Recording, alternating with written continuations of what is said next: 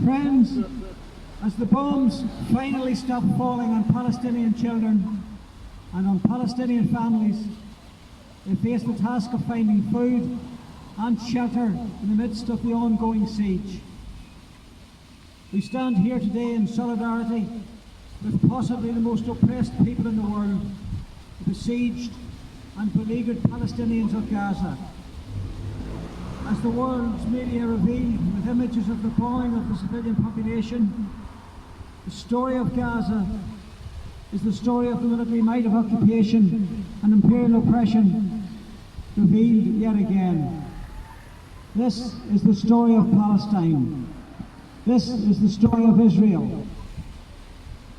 How did we arrive at a situation where the native population of a country could be herded into a ghetto, deprived of water, of food, medicine, and bombed from the air?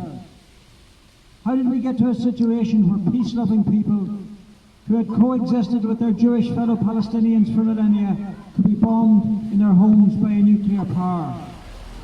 How did we get to a stage where the world condones apartheid, racial domination, and the imprisonment of a people in their own country? How did we get to a situation where the world looks on and does nothing? Let me remind you, as the sun set on the British Empire in Palestine in 1948, the British occupying forces decided to partition Palestine, and as they had in many other countries, leaving behind it a state formed on the basis of racial domination, that State of Israel. We know that this was achieved by driving the Palestinians from their homes and through massacre, intimidation and military might. Displaced Palestinians were driven onto the West Bank and Gaza in fear of their lives. The State of Israel was thus born, a Zionist state for a Zionist people. Not content with the extent of its territory, Israel pursued a policy of expansion and aggression, leading to the occupation of the West Bank and Gaza against all international law.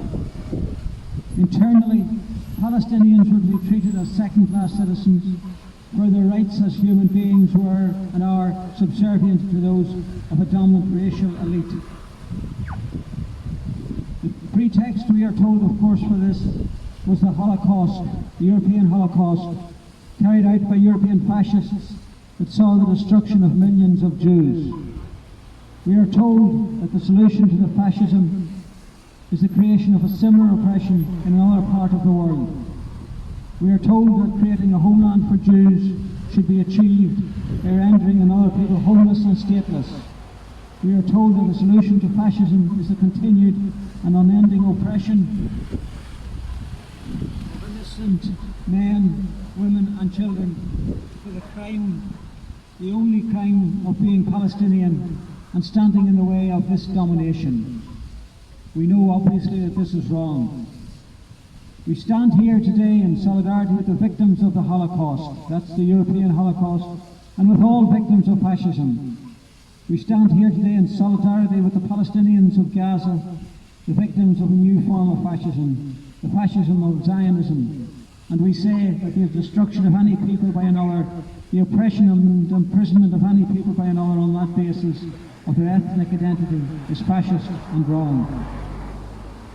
The State of Israel, as we know, could not exist for one day without the financial, military and diplomatic support of Western governments. We know, therefore, that in order for this abomination to end, this support must also end, because enough is enough. We call on the Irish government, the European Union, to end their support for apartheid in Israel. We call on the United States of America to end its arming and funding of the ideology that sets Israel above Palestine. We call for an end to the siege of Gaza. We call for an Israeli withdrawal from the West Bank and Gaza. We call for the right of Palestinians to return to their homeland, that it should be guaranteed by international law, and we call for the establishment of a state on the land of Palestine based on ethnic equality and accepted democratic rights and equalities. Friends, I congratulate you on making this stand today and joining with people throughout the world in demanding peace and justice in Palestine and an end to the occupation.